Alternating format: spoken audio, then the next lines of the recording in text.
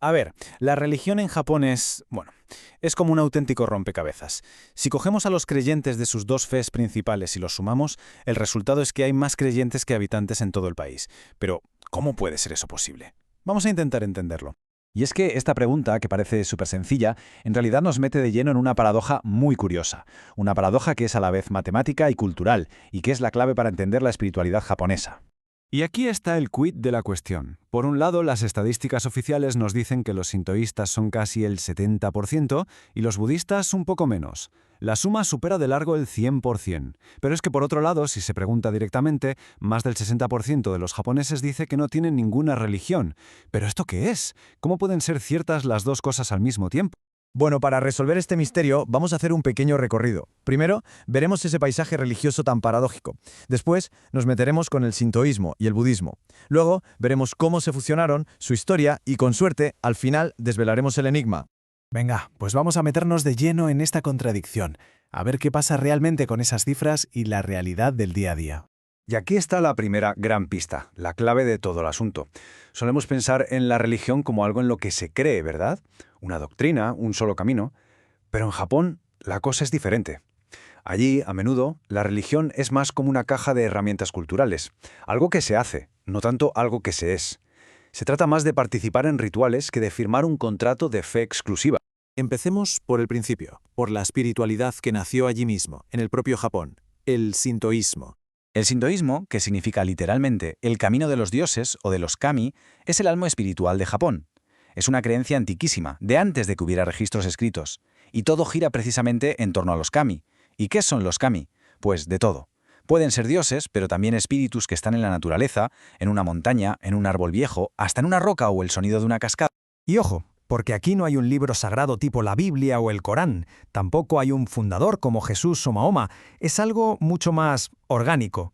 Lo importante son los rituales, la pureza, conectar con la naturaleza y mantener la armonía. Y todo esto se celebra en los jinja, los santuarios sintoístas que seguro que hemos visto 1000 veces en fotos con sus famosas puertas tori.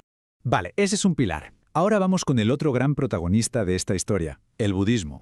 El budismo no nació en Japón, llegó desde China y Corea allá por el siglo VI y trajo consigo algo que el sintoísmo no abordaba directamente, el más allá, el sufrimiento. ¿Qué pasa después de morir? Era, por así decirlo, la pieza que faltaba en el puzzle espiritual de la época.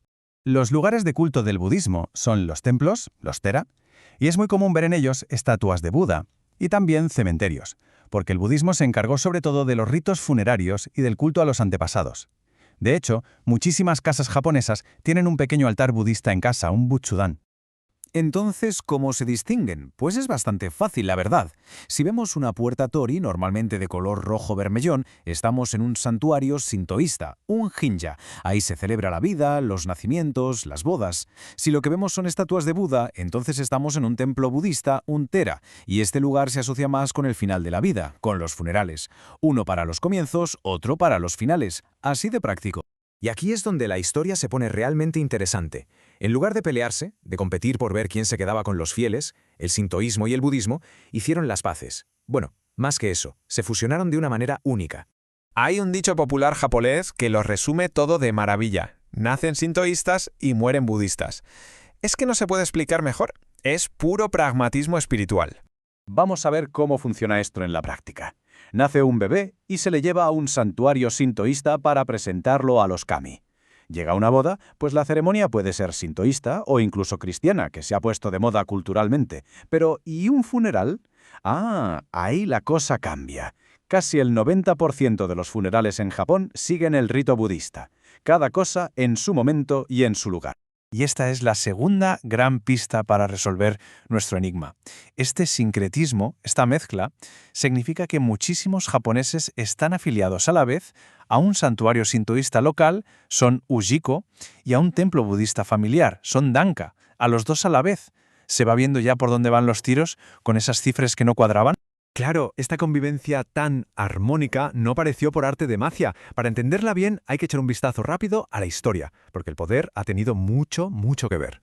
La historia es larga, pero para resumir, durante siglos la religión fue una herramienta del Estado. Primero el budismo se integró en el gobierno, luego durante el shogunato se obligó a todo el mundo a registrarse en un templo budista para controlar a la población y erradicar el cristianismo. Más tarde, en la era Meiji, se impuso el sintoísmo de Estado para divinizar al emperador y fomentar el nacionalismo. ¿Qué pasó después de la Segunda Guerra Mundial? Pues que con la nueva constitución se dijo, basta, separación total entre religión y Estado. Y todo esto dejó un pozo de, digamos, desconfianza hacia la religión como institución. Vale, ya tenemos todas las piezas sobre la mesa. La doble afiliación, la idea de practicar en vez de creer y esa historia de control estatal. Ahora sí, vamos a resolver el enigma del principio. Volvamos a los números. ¿Por qué sumaban más del 100%? Pues muy sencillo, porque mucha gente está contada dos veces. La misma persona figura como sintoísta en el censo de su santuario y como budista en el de su templo. No es que crean en dos cosas a la vez de forma excluyente, es que participan en ambas. Misterio resuelto. Y este es el punto más importante de todos. Para muchísima gente en Japón, ir a un templo o a un santuario es una cuestión de tradición, de cultura, de comunidad, no necesariamente una declaración de fe personal. Es algo que se hace, y punto. Y eso explica la otra cifra, la de ese 60% que dice no soy religioso. No es que sean ateos o que no tengan ninguna espiritualidad. De hecho, muchos de ellos creen que puede existir algo, llámese Dios o dioses. Simplemente no se identifican con la etiqueta de religioso. Viven su espiritualidad de otra manera, participando en un festival, pidiendo un deseo en un santuario, sin necesidad de un carné de creyente. Al final, todo esto nos deja con una pregunta, ¿no? Nos hace replantearnos qué significa realmente la palabra religión. ¿Es un sistema de creencias cerrado que hay que aceptar al 100%? ¿O es más bien una práctica cultural, una forma de estar juntos y de marcar los momentos importantes de la vida? El caso de Japón nos enseña que a lo mejor la fe tiene menos que ver con lo que se cree en privado y mucho más con lo que hacemos como comunidad.